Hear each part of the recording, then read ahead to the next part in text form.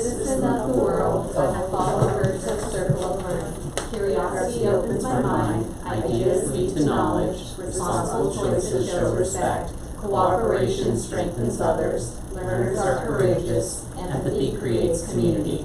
Als ein Bürger dieser Welt vogel ich des Geistes lernen, neugierig, ideereich, respektvoll, kooperativ, mutig, empathisch. And this is the German part of the round part on the words. Okay, thank you. All right.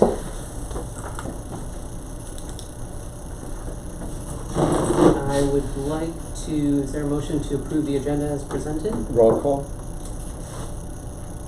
Oh, I'm sorry. I'm a little distracted.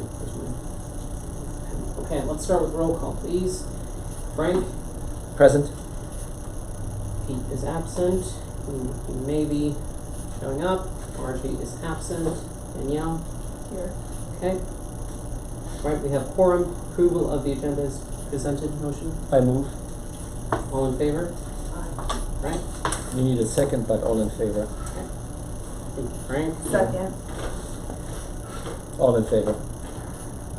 Aye. Aye. Okay. Danielle? Yep.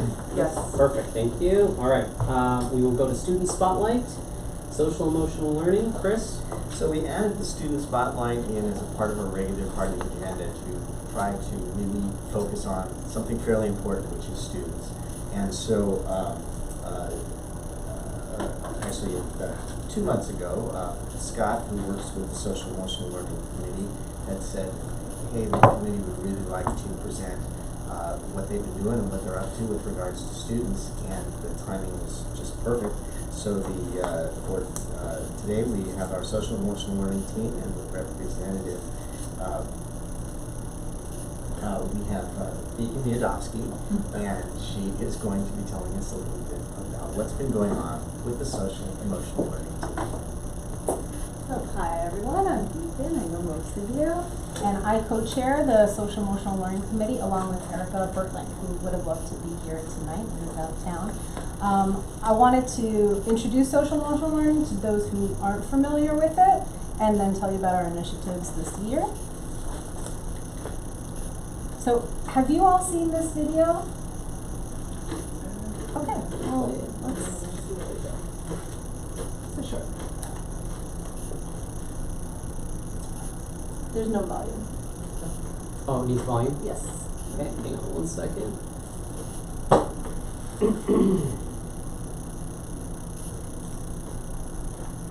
It's a nice little introduction, just kind of explaining what it is. You do a much better job than.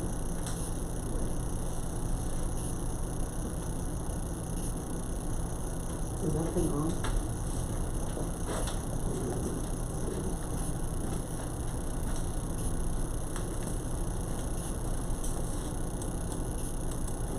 Okay. Is it plugged in? Oh, it's plugged into the monitor, or the projector, not the one. Getting power. When the USB is plugged in. Getting power? No, doesn't seem as. Alright, if you can plug it from there and plug it into my laptop. I think we can hear from your laptop. Is that okay? Yeah, I think. All right, let's do it. Give it a try. Yeah. Here's volume.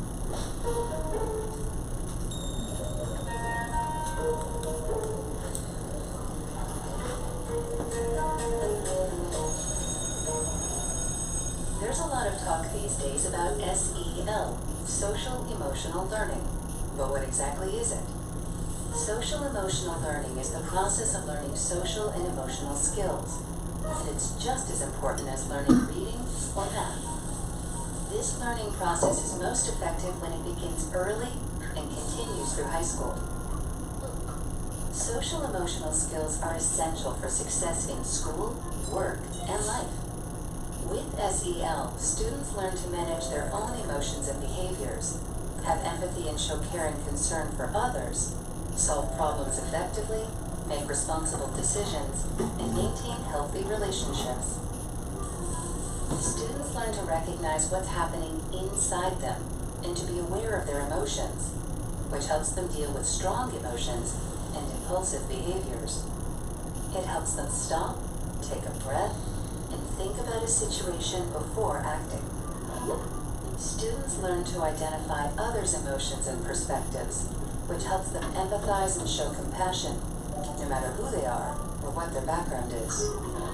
It's not difficult to imagine how this is important in the classroom and in life.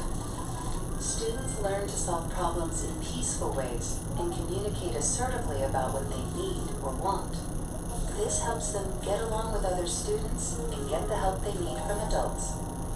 When students learn to make responsible decisions about their lives and their future, things can turn out better.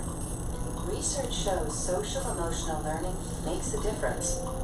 Students who participate in SEL do better academically, have improved attitudes and behaviors, and act in delinquent or disruptive ways less often.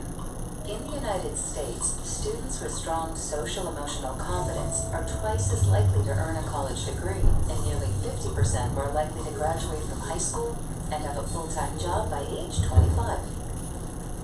Just as important, students who are socially and emotionally competent have more friends. This means they're more likely to feel connected to school and do well, and less likely to be left out or bullied. Simply put, by participating in social emotional learning, students learn the skills to succeed in every facet of school and the rest of their lives.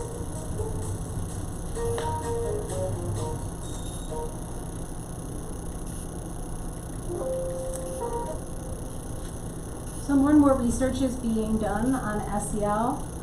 My favorite stat is this one here. 87% of teachers believe SEL help children become good citizens. That goes hand in hand with our school mission and the PYP. Here at Goethe, SEL is a parent volunteer-led organization. Erica and I are co-chairs, and then we have parent volunteers who have careers in psychology, occupational therapy, and various other related fields. Scott is our go-to person in admin, and our IB coordinator, Angel Trong, is our teacher. And then we also fundraise every year to bring in a consultant that works here, who is our humanistic child development specialist. So what we do is we like to promote and support all of these self-management, social and self-awareness, relationship, and responsible decision-making skills for both parents, staff, and for students as well. And we do that in a variety of ways. Chris Massey Rhodes has been with us since pretty much the beginning. She was here since the second year of school. She's one of the oldest people around. Maybe you've been here longer. And she helps with our Caring School community curriculum. She works with the staff and with students as well, and she's also available to parents. In 2016, we have our Peace Tent initiative, and you can look in your packets, you can read more about Chris, you can read more about the Peace Tents as well. And the Peace Tents in grades TK through second grade are a little closed off area where a child can go to help self-regulate. A TK student may be the first time away from their parents for such a long day, might feel upset. They can go into the Peace Tent, and here's some self-regulating tools that would be available to them in that tent that they can use. And then this year what we've done is we've replaced all the padding in the Peace Tent and replenished the tools. In the older grades, the Peace Tent is not really a tent, but a dedicated space in the classroom where the tools are available to students. We help admin during Friendship Week to come up with initiatives for the students.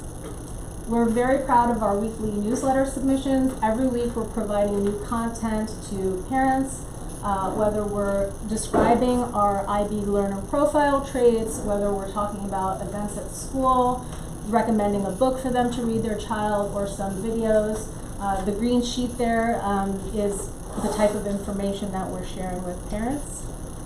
We also like to provide support for other committees. For example, last year during the Foosball Fest, we made available to all the visiting families, which was hundreds and hundreds of flyers on good sportsmanship, which we handed out.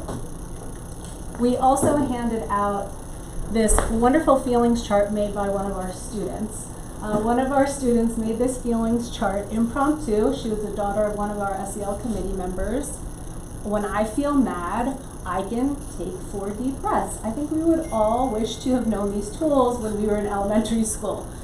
And then we handed out this along with an empty one that parents could do with their children alone.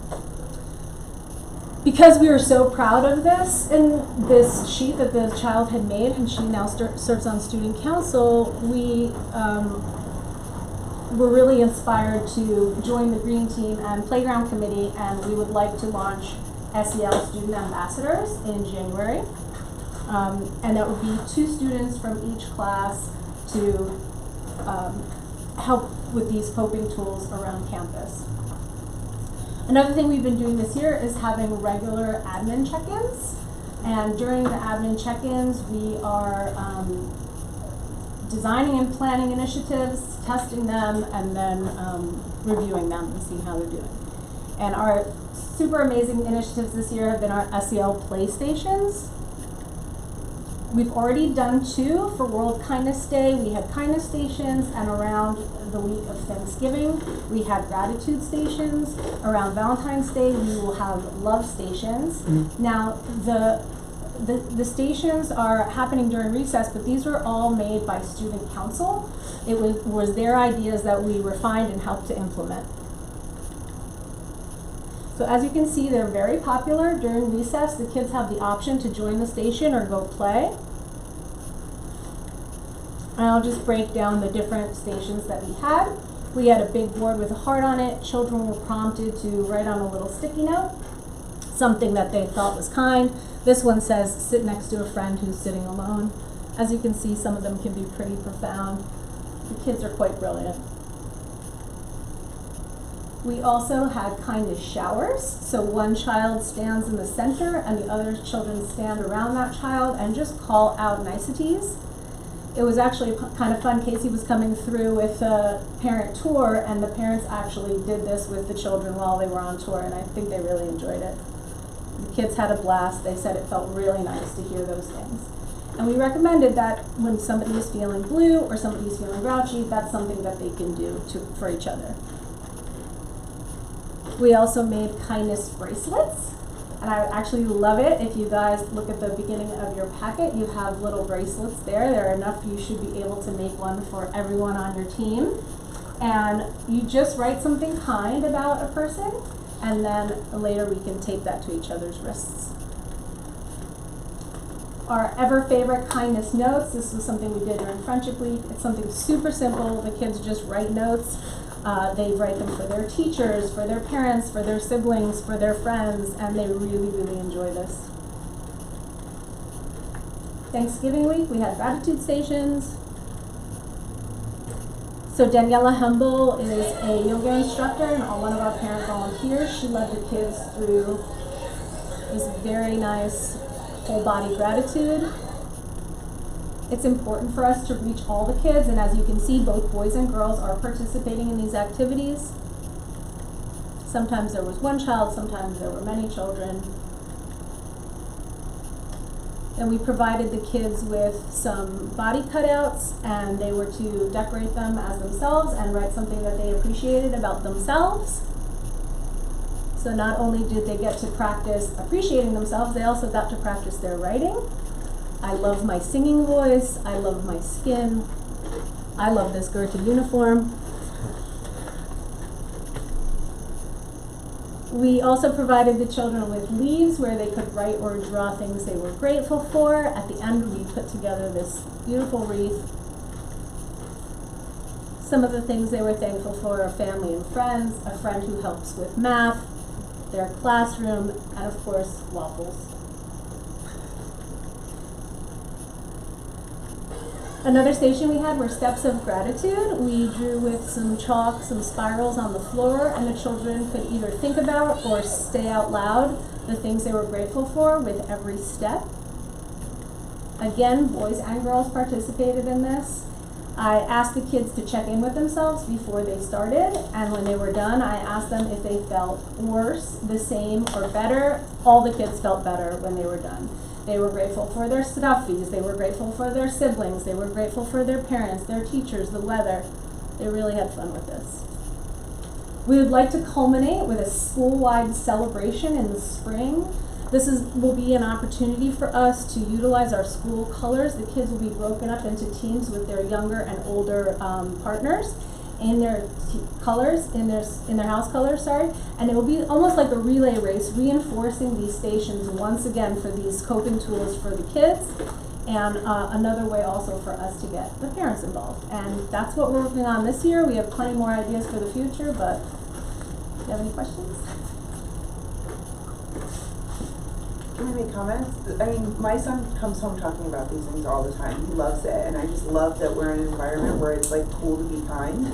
Like that's the way to be. And I was even joking with Frank because they had like kindness seeker buddies in the 4th grade. I don't know if you knew about that. And so my son was so excited about having a buddy, and then somebody having him as a buddy, and his buddy was Max ultimately. That was the big reveal, so he was excited about that. But this is so important. I mean, even just like in business, emotional intelligence is something that we talk about all the time, and they're learning that so young, and that's so empowering.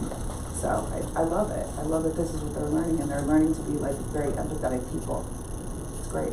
Yeah. And being there, I highly recommend, if you ever are available, to come during these stations to help man the booths. It's so inspiring, the stuff that these kids come up with. I mean, sometimes we're just in tears from just how beautiful. I think one comment. I think the green sheet is really good. It's transferable. You know, you can just use it for your team meetings at work. You know, this one too.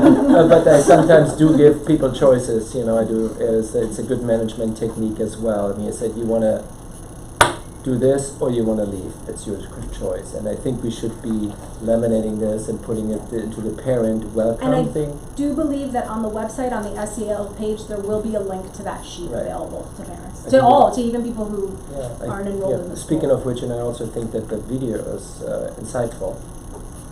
What we do in the school, other schools have a similar program where they talk about whole child, which is part of our educational model. And then they give it a different name. Scott and I, we had an email correspondence. What did they call this? Restorative justice. Restorative justice, right? Yeah. And so every school has something similar, and we should just market this a little bit more because it's a good thing for us as an organization and for us as a group. Thank you. Thank you, guys.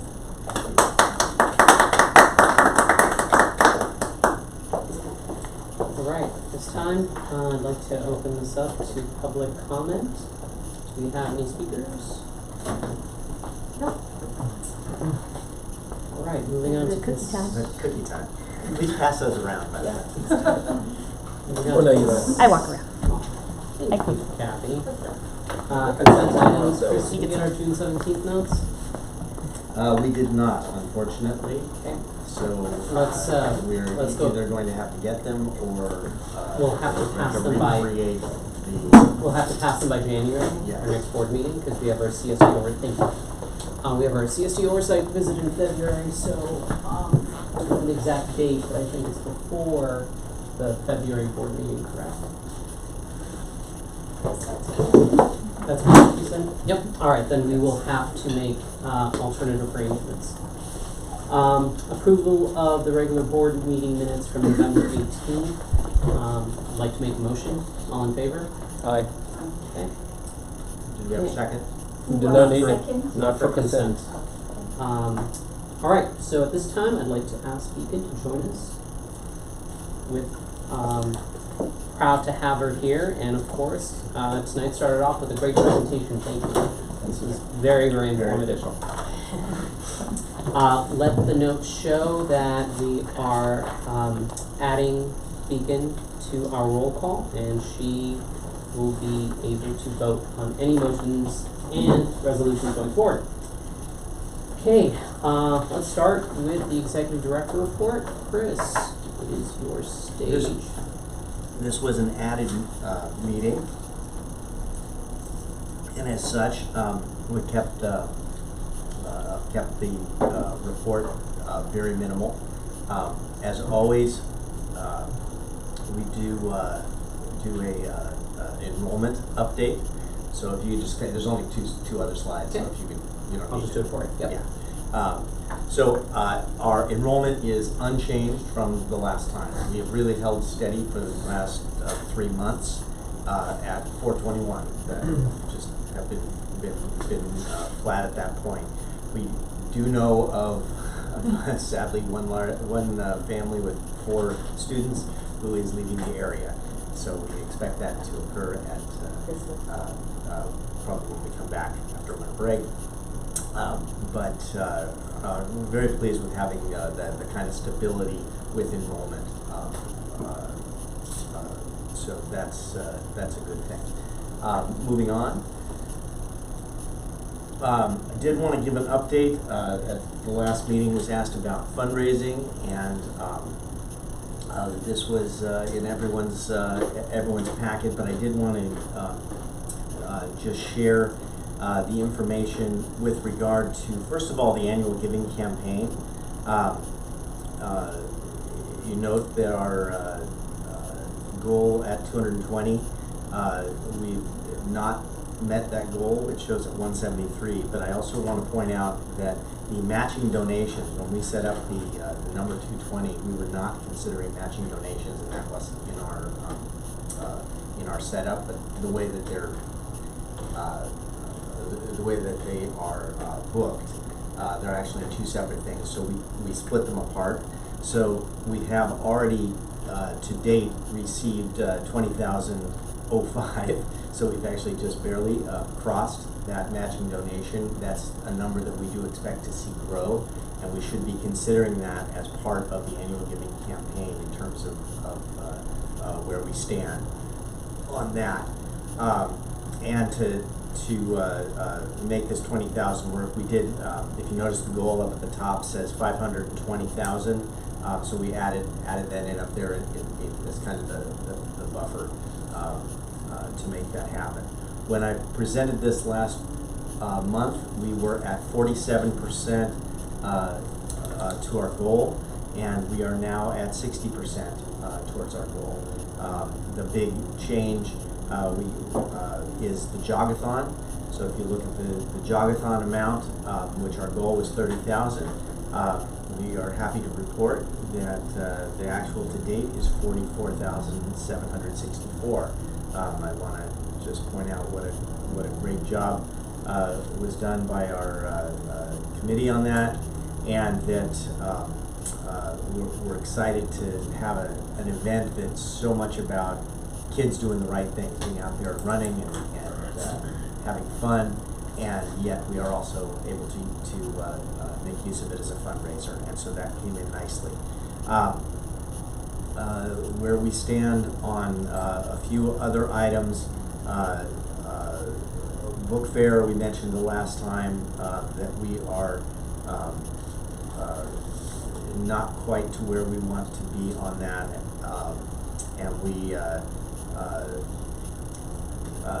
Shop and Eat for Goethe at the last time, we did not have all of the money put into that, and so that is now an up-to-date number. Grants is an area that we have not put a huge amount of time into yet, other than beginning stages, so I think that's our next fertile area that we need to be going through. And then other fundraising down at the bottom. This is one we expect to continue to grow. We've already gone past the goal that we had set on that.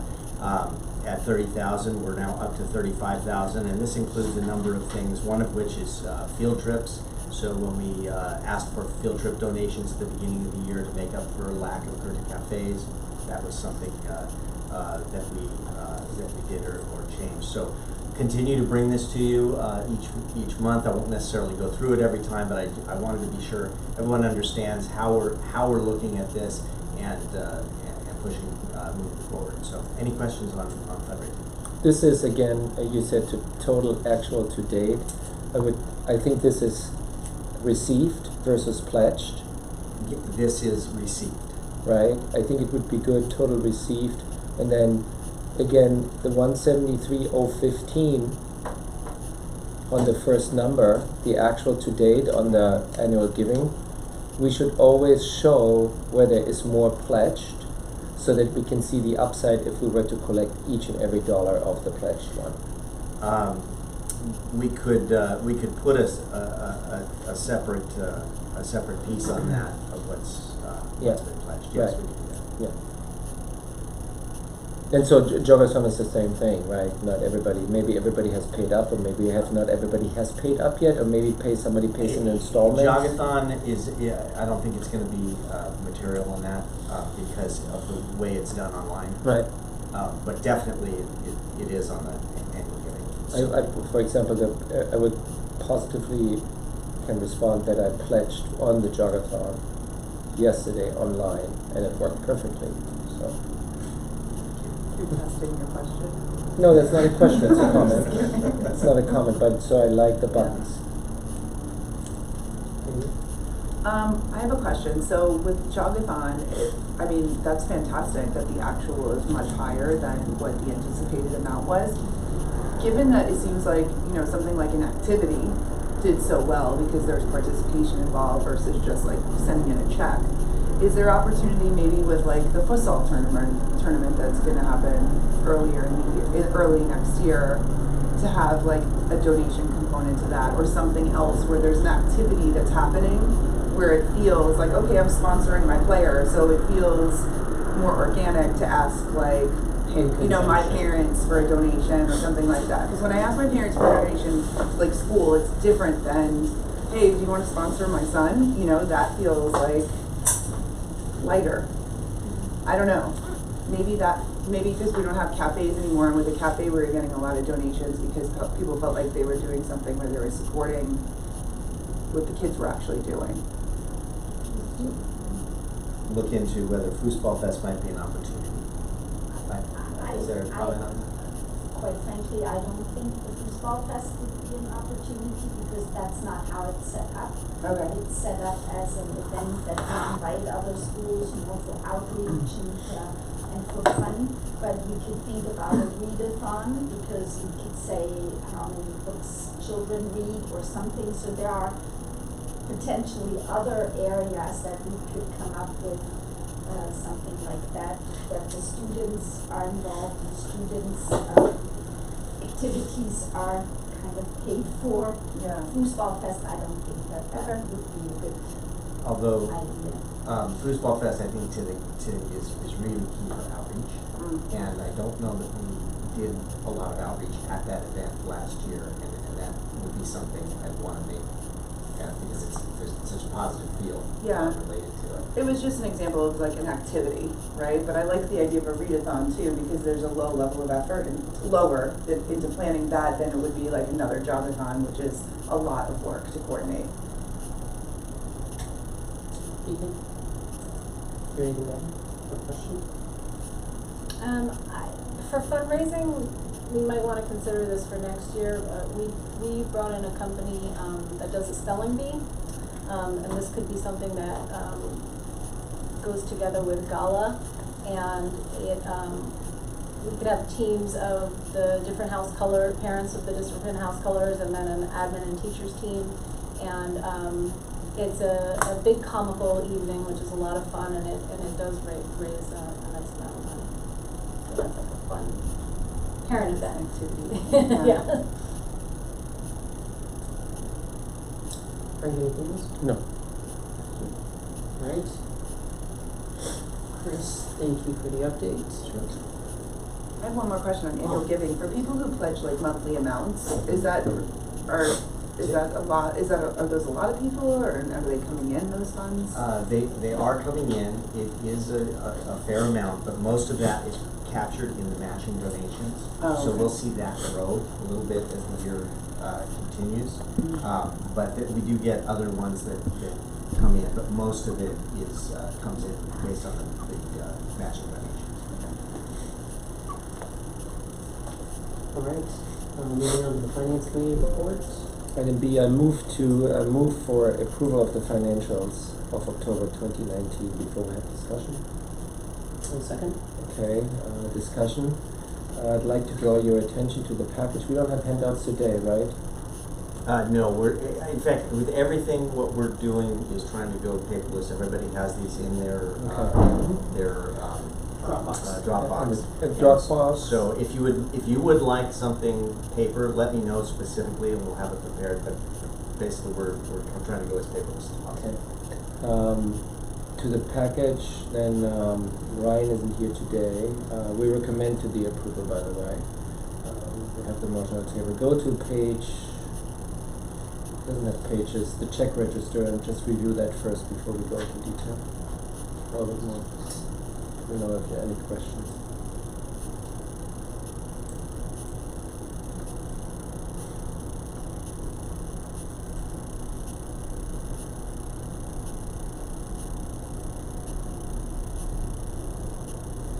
If you don't have any questions, please then go to the first page.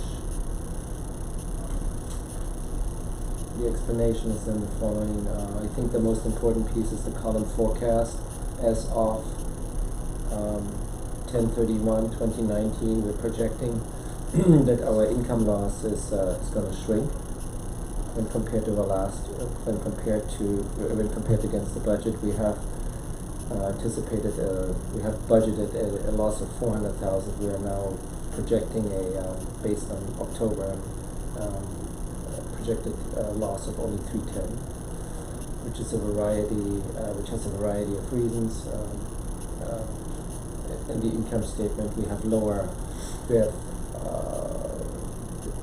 the income is $92,000 lower of funding due to the lower ADA, which we saw in the initial numbers. We have $24,000 higher revenue because of the expansion grant. We have $11,000 higher than prior year income or revenue based on the prior year adjustment due to the lottery rates. So, and then on the expense side, we didn't fill the second position for the second grade teacher, so we have lower expenses on the certified salary of $64,000. The employee benefits are projected to be lower than budgeted of $74,000, as well as the $18,000 we have higher in supplies, which is partially offset due to the grant we have received for the, what's the acronym stands for? PS? Public school, it's the grant for our sixth grade Right. expansion grant. And that, just to point out, the 18,000 is in cost for startup for textbooks. Right. This is the for the sixth grade. And then it appears to be that we have a lower projection on the special ed fees.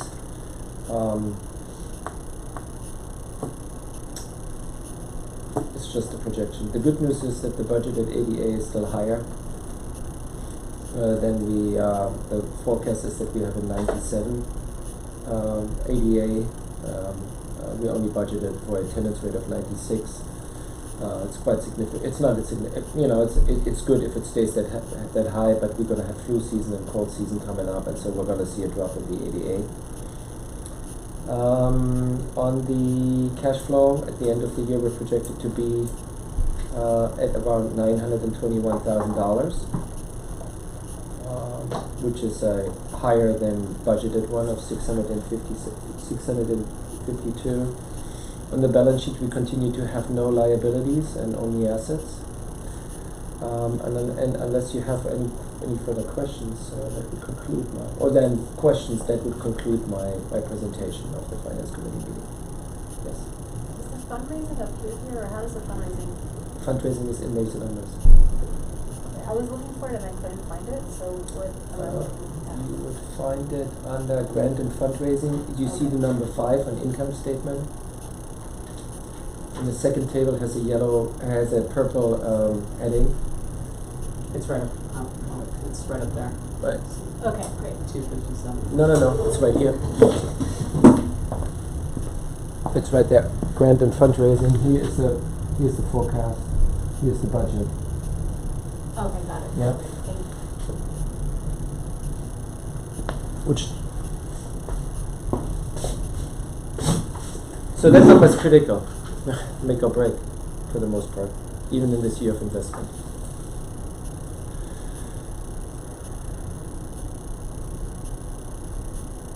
Danielle? I have a question that may not be 100% related, but on the check register, just kind of going back to that, there's a payment to Procopio for a little under $2,000. Is that? Which one? I'm sorry.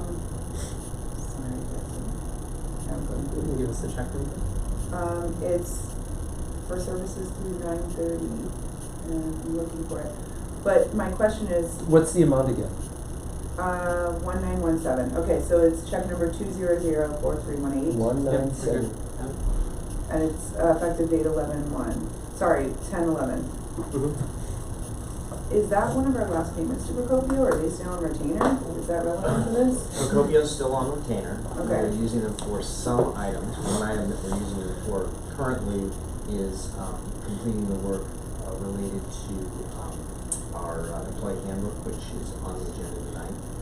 So we have been working with them because they had already invested a year ago a ton of time, and we didn't want to have that investment wasted. So we went forward with the updates that needed to occur with that.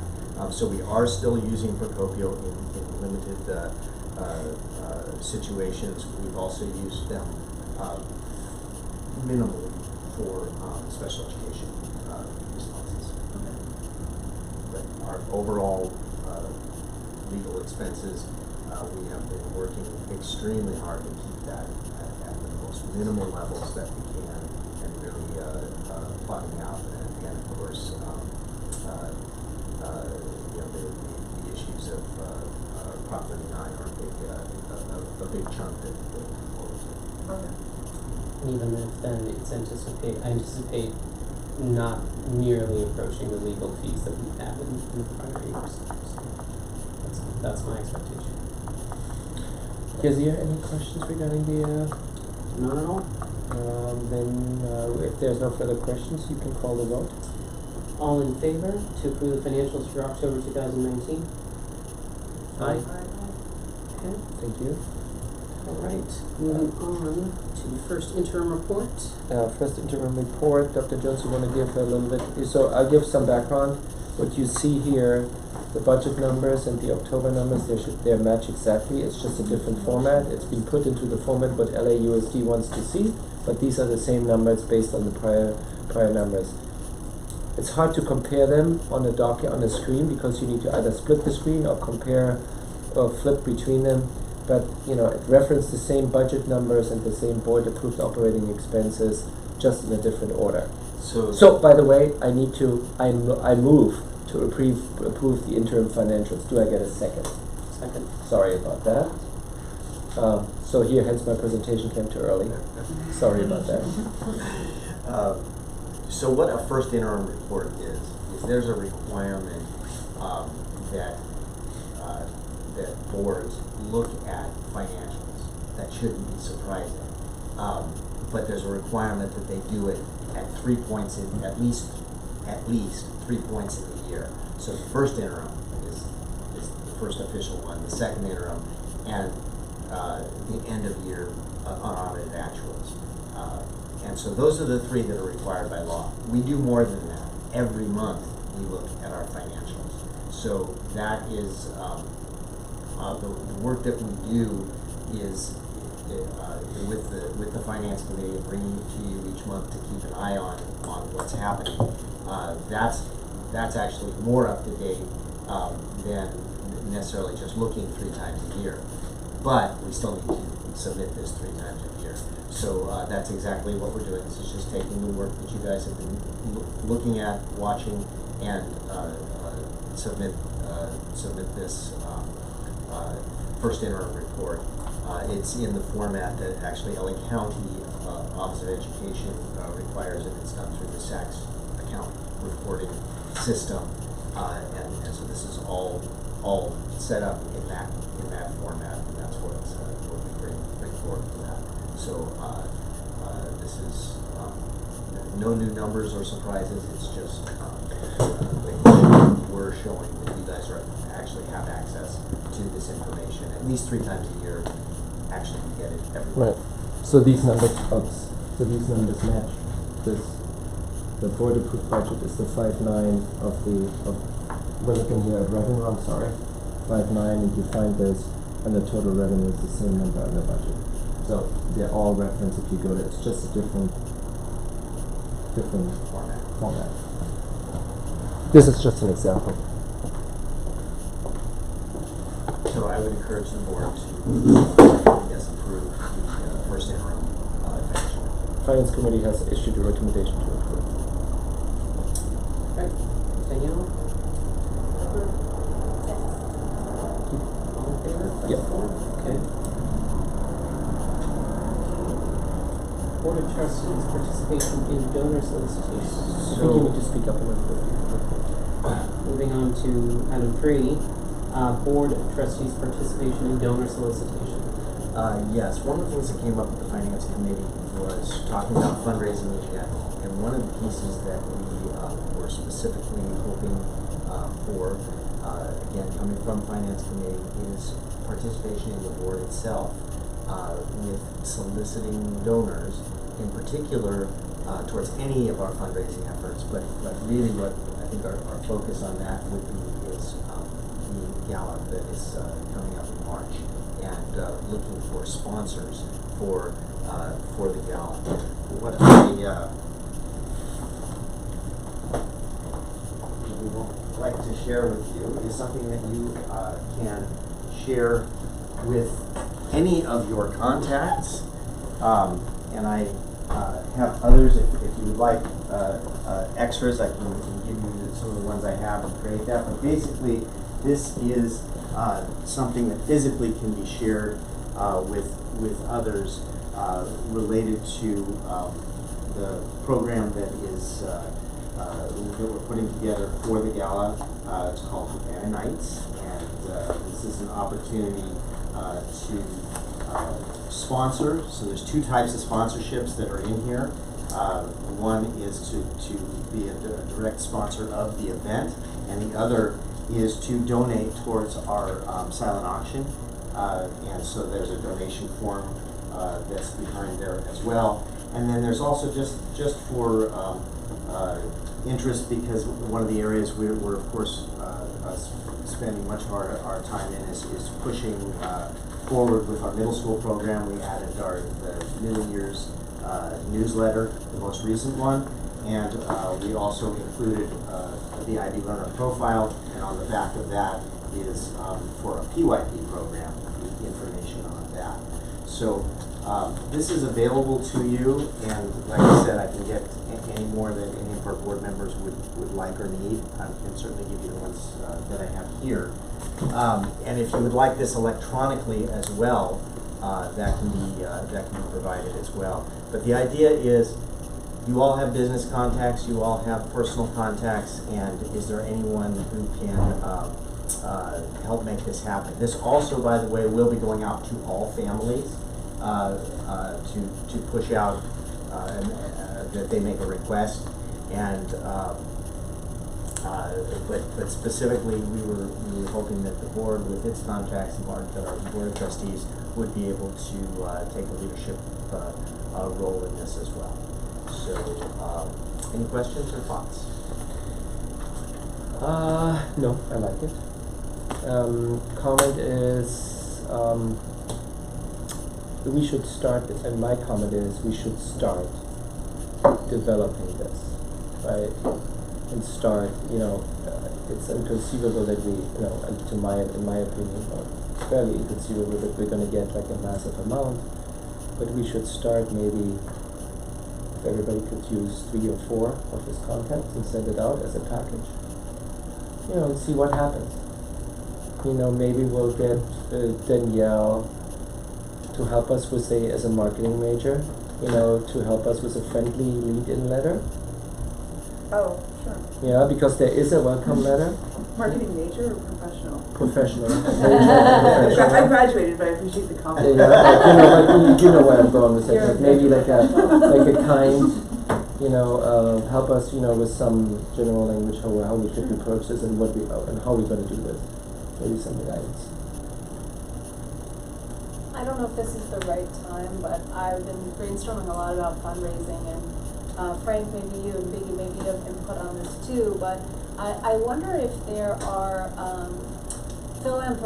German philanthropic organizations that would be interested in supporting the school somehow, if there are websites or anything like that that we could reach out to and be posted on with our video and whatnot. As I don't know if such a thing exists, but I'll take that first, and Billy, and then you can chime in. Yes, there. I don't know whether they're philanthropic, but there are German companies out there. And Yazir brought this up. Through the GABA, your technical event, that we should make an effort to reach out to the Austrian, German-speaking companies here, and maybe solicit something like a package like that with a video, or said, hey, are you interested in providing? Maybe Lufthansa here, or, we'll have to come up with a list of, I don't know, maybe you want to chime in on that? We tried some of it in previous years. It's not that easy because mostly those companies don't have big budgets here for things. They then say, okay, we need to go back to headquarters or even back to Germany and get things approved. So it's hard if you don't have a personal intro. It would be easier if we knew that someone is working for a German company around here, and then we have a personal intro, but we haven't made it a priority so far. Like, we haven't made it a priority at all to build a database of potential corporate donors. So that's and what about something not corporate donors? 'Cause corporate donors is fantastic and absolutely, but also just personal, maybe German people who have a lot of pride in their country and their language and who are philanthropic, and like, where are they deciding where they're donating money to, and can we access those types of people? So, so Chris and I started this a few months ago, and up on the screen is a list of potential sponsors who contribute to education, especially German education worldwide. So the guys that are in bold are contacts that I have specifically within those organizations. To further what you're saying as far as philanthropic German organizations, the approach that we're taking, instead of kind of just sending letters to German education organizations in Germany, we've taken sort of a more direct approach with members of the German American Business Association that are here to start building our network so that we can start talking to them, letting them know that we should be top of mind. So ultimately, it's, our expectation with that organization shouldn't be that they're going to cut us a check, but it should be that they will tie us into people that are involved in education, whether it's for German or whether it's for international language or IB. But we've done a little bit of work on it so far. We've prepared a corporate sponsorship letter, and we are actually talking about having an event sometime in spring where we'll go out and try to get some of these sponsors to an event at the what's the museum? The Vendor Museum. Yes, and I have a little update on that that I can share with you later. Who owns this? I'm sorry? Who owns this list? Like, I know I had some information and I'm surprised it's not on here that I've given to the school. It's my list. Oh. Yeah. So. Can we set up something like this on a drive that we have access to, that we can add, and these teachers are interested? Absolutely. Yep. So we've been a little distracted, but we will get back on track. Create a shared document. Yeah. People can add to it, they can say, Yes. they can list if they've contacted them, Yeah, take so, notes. for example, there are some associations, the German Consulate, the El Camino College Small Business Development, they have a big German centrist department there. 60 is owned by a German organization. And then of course Rasselbach and Alpine Village, those are the obvious ones. Is there interest also in in-kind donations to offset costs?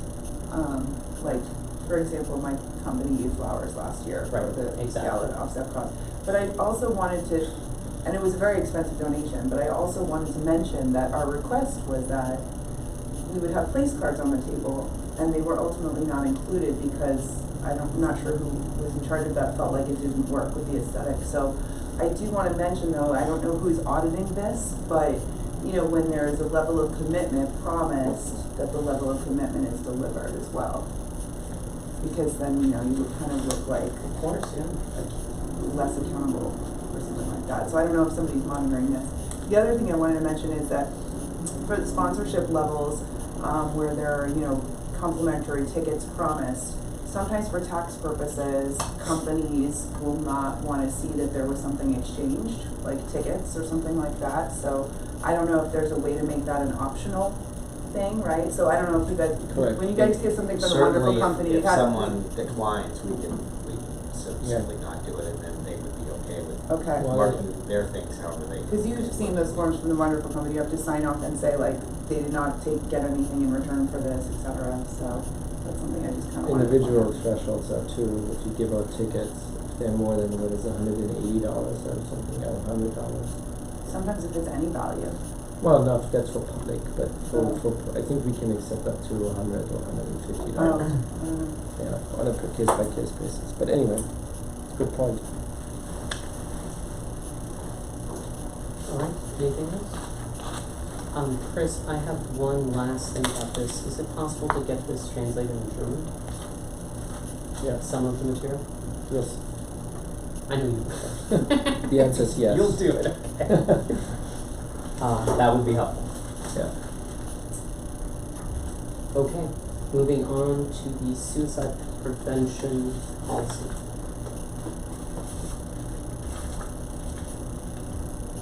All right. One of the pieces that was new for us, we were informed through LA Unified that although the suicide prevention law that was passed requires grades 7 through 12 to develop schools that have students in grades 7 through 12 to develop a suicide prevention policy. LA Unified requires that if you're on a co-located campus, that you follow LA Unified's process, which goes down all the way to kindergarten. So we are now doing training with our teachers, and I think this is a good thing because it ties into what we saw at the beginning today of using social emotional learning as a piece. When that permeates the school, that's your best defense. But the policy itself is another piece of this. What you see in that policy is a terminology and language and an approach that matches what is in the training.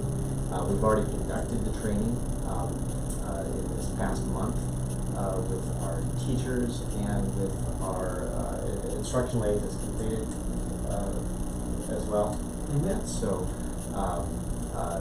finalizing the policy is the next step, and would open up to any questions or thoughts moving forward.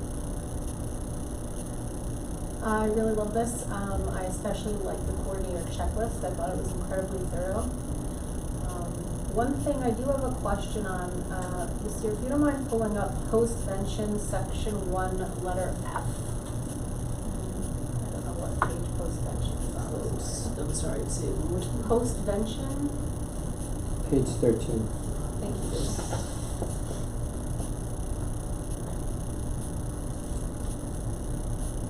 Right, so letter F.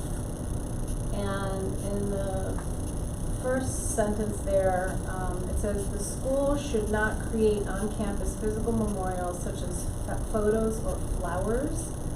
And I just thought that the wording of this, or having this in language, had the potential to maybe be culturally insensitive. Like, is there a way that we can keep the spirit of not sensationalizing death, but also maybe not having writing something that maybe, especially because we celebrate culture so much here, might seem culturally insensitive to certain cultures. That's really my only concern. Like, could that be determined on a case-by-case basis, or could we take that sentence out, or? I get that too, because then like Dia de los Muertos could be interpreted as doing that, Right. right? Because you don't know cause of death for the people being memorialized on that table. Is there potential confusion there? Yeah, I think that the language is in there, and as you're alluding to, is to not sensationalize suicide as something, especially with regard to how the potential of suicide clusters and those kind of things that could occur. I think if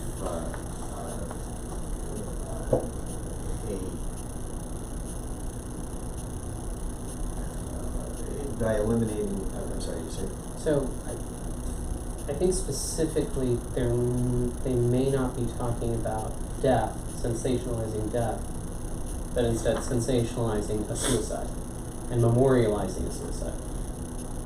Am I correct in that assumption? Right. So, if there was a suicide on campus, this is stipulating that we shouldn't hold memorials for that suicide on campus. We should not, in order to contain the suicide contagion, right? So, but I believe your point is more towards celebrate or. Well, this would prohibit the school from actually having an on-campus memorial, which maybe the family would want one. Correct. Exactly. Right. For a suicide. Right. Yeah, and I guess my thought on that specifically is that wouldn't be something we would as a school want to promote, even though we would certainly want to be as understanding and working with the family, but to not make the school become the center of that type of thing. It could be done privately, but it would not be, as a school, I would want to be the driving force of that as a school. Our support, as is laid out here, would be individually working with kids and providing them supports that they would need, but not creating the services or the memorial, so to speak, here at the site. That would be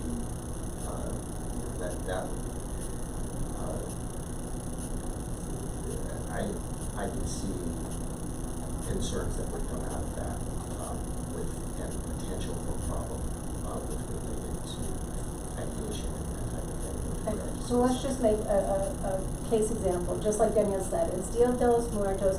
We unfortunately had a suicide at the school. The following year, that child's picture is put up with flowers. This particular language doesn't allow for that to happen. So that's all. I mean, it's very small, but yeah, I can see that And seems mourning like a a death very is mourning a death, reasonable right? thing. It's kind of like because also like hypothetically, if another child God forbid a child passes away for a non-suicide related reason, I would hope that the school would do something that would. So I guess where I would with that type of thing, I would say there's no problem with that because that is general and it's a memoriam that is more general. Based on the celebration of Dia It's de los not Muertos. specific to The student. and therefore I don't think it's okay, but sensationalized. again, in the Korean culture, in some Latino cultures, part of what they do during the time of death is flowers and pictures, and I just feel like it's like the rest is great, but that one thing about the photos and the flowers, I feel like is closing off something that obviously you're going to use your judgment, but if that's something that the family would feel so good about having or such a part of the community by having, or again in the future, I just feel like it's Can we think of some language to adjust on this that would give us a little more flexibility if it was something appropriate? That would be great. I think also in that case too, like, I'll just give an example, when Tony Thomas passed away a few years ago, we did some nice things on campus. We had some like meditation groups and things like that, but none of the kids knew why he passed away or how he passed away. I mean, mourning a loss is mourning a loss, so I just wonder if there's, you know, to not kind of allow the kids to have that. I don't know. If the reason for the passing is obviously, you know, children pass away for you know, variety of reasons, I just feel like giving them this opportunity. So maybe like the school administrator will choose appropriate,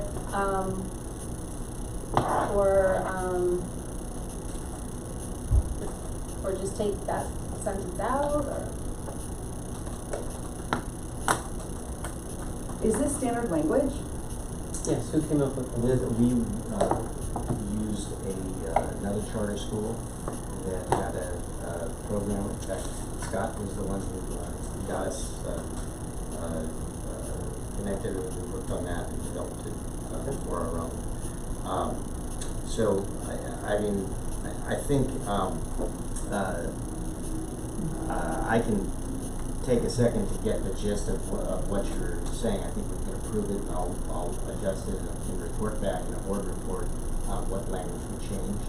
But with we can think through what would be an appropriate way to give us a little more flexibility, but with the understanding we are not trying to sensationalize. How about the school will,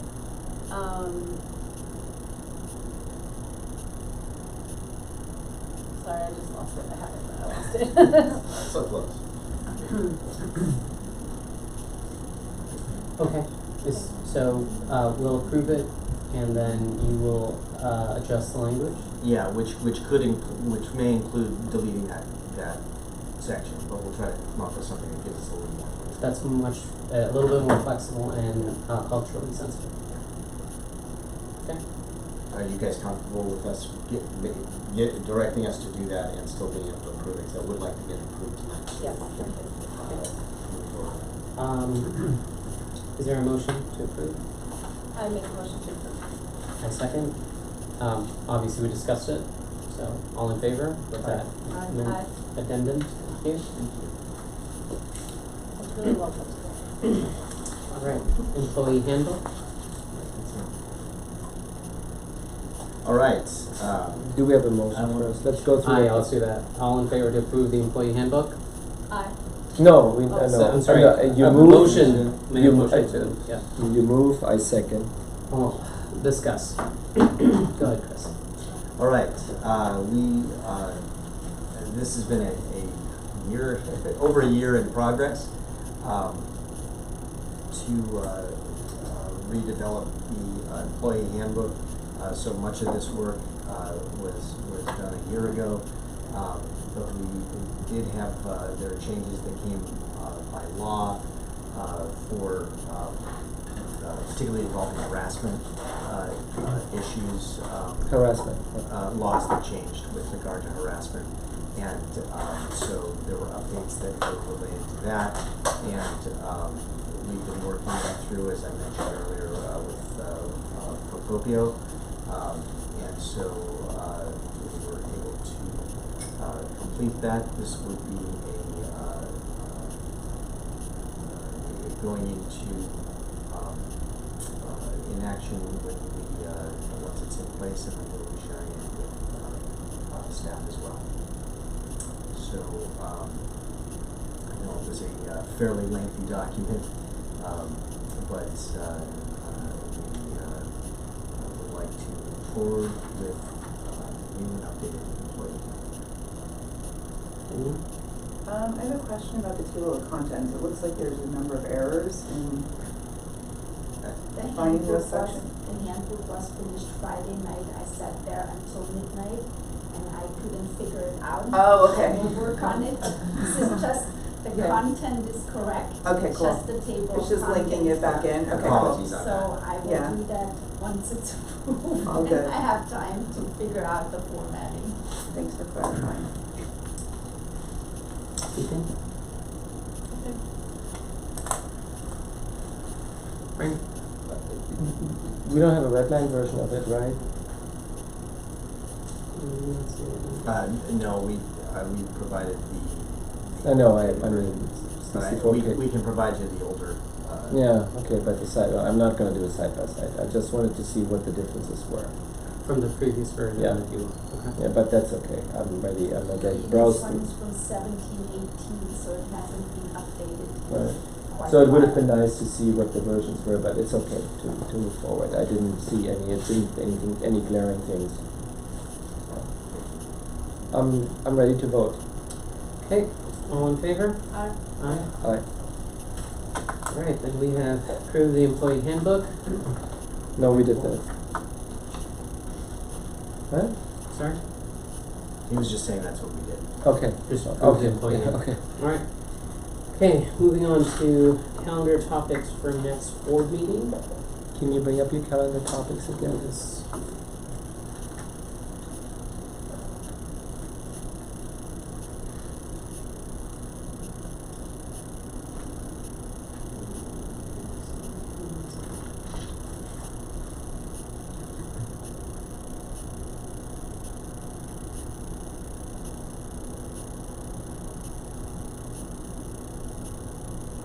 So this has not been updated since November.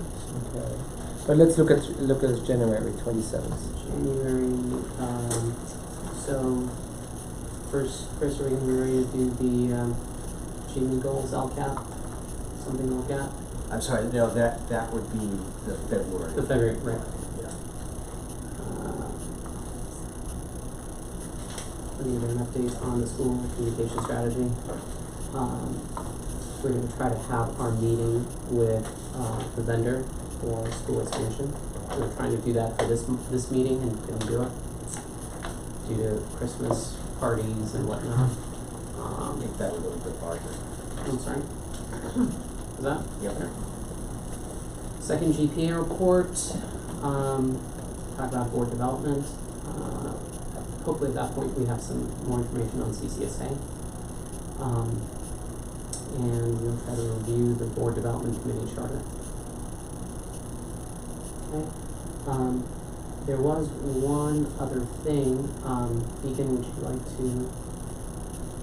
Yes, I thought it would be really lovely before our pledges to, we're all coming in, we're traveling from work, maybe leaving with our kids, to maybe do a 2 to 3 minute meditation before we begin our pledges, just to bring ourselves here, center. We can pull something off the internet and just play it, and, or if anybody wants to volunteer to guide us through it, just thought it'd be a nice way to start the meetings and get ourselves present before we begin. Frank, what do you think? I need to be centered all the time, so, yeah. Danielle? I mean, I'm obviously already so zen, so, but definitely benefit from more Yeah. meditation. Okay. Love it. I mean, I see that as part of the beginning, that period, the beginning of the meeting where we do the Pledge of Allegiance and we do Prayer to Pledge, that would be a part of that agenda item, and I can just put it into the next meeting. Is it okay, I mean, but the meeting, we officially don't start until we have quorum. Is it okay if we can do that? Because, there are times when members are running late. Is it possible for us to do that at a specific time with the members that are here? That way, when the member gets here, we can start the meeting. Is that acceptable? Or should we wait? Do the whole thing If you play together? relaxing music at the beginning, would be nice. Yeah, I did that last time. You didn't like David Hasselhoff apparently. The focus was on relaxing Tasteful music. music. That's not what we're talking about. I mean, I'm fine with it. Yeah. But also, I care very much about keeping good time, so, but Deacon assures me it's not gonna be more than 2 to 4 minutes, so. Should we try it next meeting? Sure. Alright, I won't be here at the, January meeting? yeah, no, I'll be at a lovely conference in Long Beach. Alright, then we will now convene to closed session.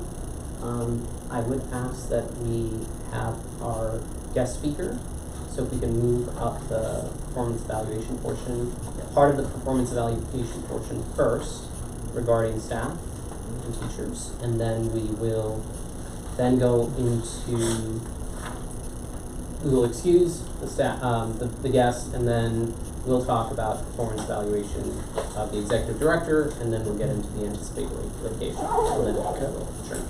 All right? We have 45 minutes. We have 45 minutes. All right. Scott, do you mind? Stop. Thank you.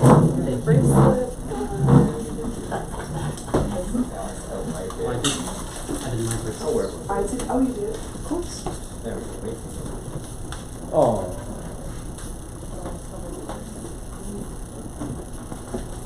Scott, I got your voicemail from the other day. Yeah.